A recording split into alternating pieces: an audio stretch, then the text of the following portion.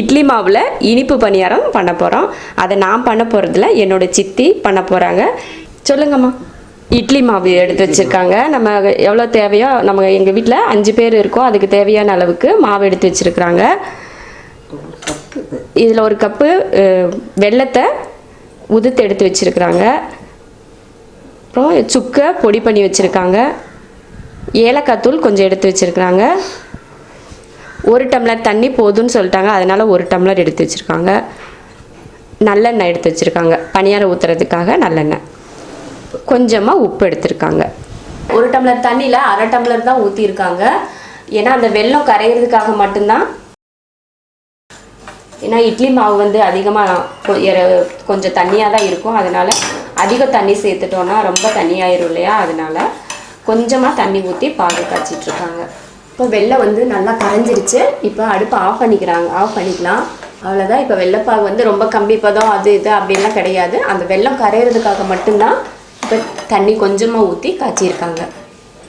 வெல்லத்தை காய்ச்சி எடுத்ததுக்கப்புறம் மாவில் சுக்குத்தூள் போடுறாங்க. அது 1 டீஸ்பூன் அளவுக்கு போடுறாங்க. சுக்குத்தூள் வந்து போட்டால் நல்லது அப்படின்னு சொல்லிட்டு கொஞ்சம் அதிகமாகவே சேர்த்துக்கிறாங்க. ஏலக்காய் தூள் ஒரு 1/2 டீஸ்பூன் அளவுக்கு சேர்த்துக்கிறாங்க. கொஞ்சமாக உப்பு, அந்த இனிப்பு சுவையை வந்து அதிகப்படுத்துறதுக்காக மட்டும் கொஞ்சம் உப்பு சேர்த்துக்கலாம். இப்போ நம்ம காய்ச்சின அந்த வெள்ளைப்பாகை அந்த மாவில் சேர்த்துக்கிறாங்க. முதல்லையே சுக்குத்தூள் ஏலக்காய் தூள் போட்டுட்டு இப்போ வெள்ளைப்பாகு வந்து வடிகட்டுறாங்க.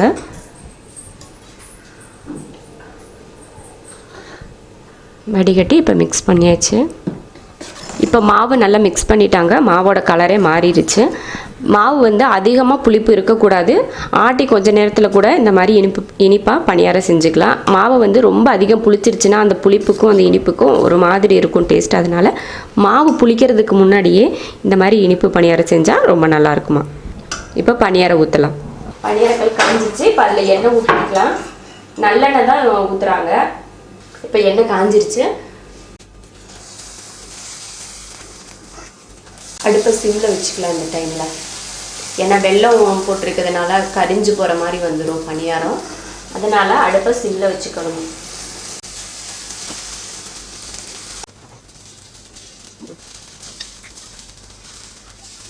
எண்ணெய் காயிற வரைக்கும் மட்டும்தான் அடுப்பு வந்து ஹை ஃப்ளேமில் இருக்கணும். அப்புறமா ஊற்றுற ஆரம்பித்ததுலேருந்து சிம்லையே வச்சுட்டு லாஸ்ட் வரைக்கும் சிம்மில் வேக வச்சு எடுத்துக்கலாம். இனிப்பு பணியாரம் இப்போ ரெடியாகிடுச்சு. அடுத்து வெள்ளையாக பணியாரம் ஊற்றி வெள்ளைப்பாகுல தொட்டு சாப்பிட்றதுக்கு எப்படி பணியாரம் செய்யலாம் அப்படின்றத பார்க்கலாம். முதலையே வெள்ளைப்பாகு காய்ச்சின அதே பாத்திரத்தில் மறுபடியும் கொஞ்சம் தண்ணி ஊற்றிக்கலாம். நமக்கு எந்த அளவுக்கு வெள்ளைப்பாகு தேவையோ அந்த அளவுக்கு தண்ணி. 1 டம்ளர் தண்ணி, சின்ன டம்ளரில் 1 டம்ளர் தண்ணி ஊற்றி அதில் வெல்லம் போடுறாங்க. நம்ம இனிப்பு எந்த அளவுக்கு தேவையோ அந்த அளவுக்கு நம்ம வெல்லம் சேர்த்துக்கலாம். நம்ம இனிப்பு நம்ம விருப்பத்தை பொறுத்து அதிகம் கம்மி சேர்த்துக்கிறது. ஒரு 1/2 டீஸ்பூன் அளவுக்கு சுக்குத்தூள், ஒரு 1/4 டீஸ்பூன் அளவுக்கு ஏலக்காய் தூள். ரொம்ப நேரம் கொதித்து கம்பி பதம் இதெல்லாம் வர தேவையில்லை. சும்மா தண்ணி மட்டும், அந்த வெல்லம் மட்டும் கரைஞ்சால் போதும். தண்ணியாக தான் இருக்கணும். அவ்வளோதான். ஆஃப் பண்ணிக்கலாம் அடுப்பை. பாருங்கள், இப்போ தண்ணி மாதிரி தான் இருக்குது. அடுத்து பாகு ரெடி ஆயிடுச்சு. அடுத்து பணியாரம் செய்யலாம். சாதாரண இட்லி மாவு மட்டும்தான், வேறு எதுவும் இதில் கலந்துக்கல. இட்லிக்கு அரைச்சா அதே மாவு தான். அதில் எப்போ கொஞ்சமாக உப்பு, அதிகமாக நம்ம எப்பயும் சாப்பிட்ற அளவுக்கு உப்பு போடக்கூடாது. அதை விட கம்மியாக தான் உப்பு சேர்த்து கலக்கி வச்சுருக்காங்க. இப்போ அதை பணியாரமாக ஊற்றிக்கலாம். இதுக்கும் நல்லெண்ணெய் தான் யூஸ் பண்ணுறாங்க.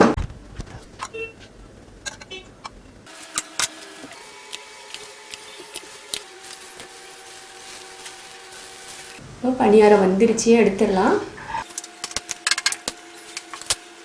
இனிப்பு இல்லாமல் பணியாரமும் ரெடி ஆயிடுச்சு.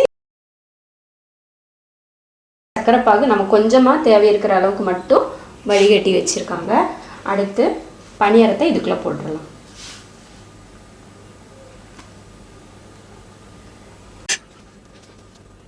வெள்ளைப்பாகு பணியாரம் ரெடி ஆயிடுச்சு. இது வெல்லம் போட்டு பணியாரத்துலேயே வெல்லம் போட்டு செஞ்ச பணியாரமும் ரெடி ஆயிடுச்சு. வெள்ளைப்பாகுல போடுற பணியாரம் வந்து சின்ன பசங்க ரொம்ப விரும்பி சாப்பிடுவாங்க. ஸ்கூலுக்கு போயிட்டு வர டைமில், ஈவினிங் டைமில் இந்த மாதிரி பணியாரம் செஞ்சு கொடுத்து பார்த்தீங்கன்னா இனிப்பாக ரொம்ப இன்ட்ரெஸ்டிங்காக சாப்பிடுவாங்க. நீங்களும் இது போல் ட்ரை பண்ணி பாருங்கள். பிடிச்சிருந்தா லைக் பண்ணுங்கள். மற்றவங்களும் பார்க்கணும்னு நினச்சிங்கன்னா ஷேர் பண்ணுங்கள். மறக்காமல் சப்ஸ்கிரைப் பண்ணுங்கள். நன்றி.